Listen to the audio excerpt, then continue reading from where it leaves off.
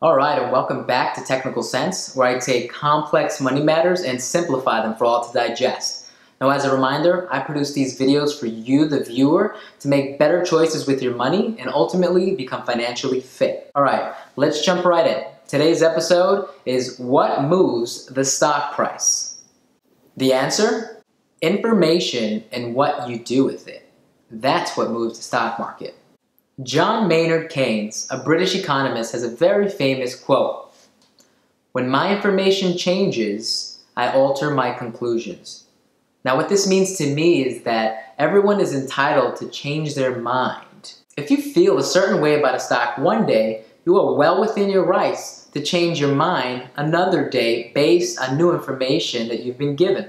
So there are two ways that information is delivered to the marketplace: facts and hype. So one example of how facts can move a stock price is during a company's earnings release. Now, 4 times a year or once every quarter, each company in the stock market has to do an earnings release. Now, this report details just how much a company made, lost, spent, etc.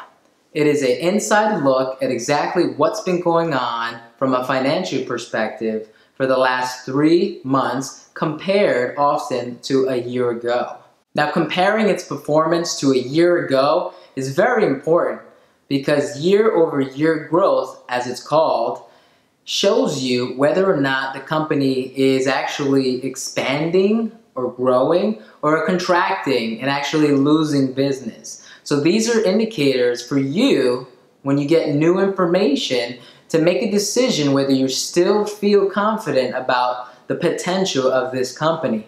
So when you're investing in a stock, make sure you pay attention to when it reports its earnings and take a look at how exactly it's been doing. Something to consider. Alright, this was another episode of Technical Sense, and today we discussed what moves the stock price.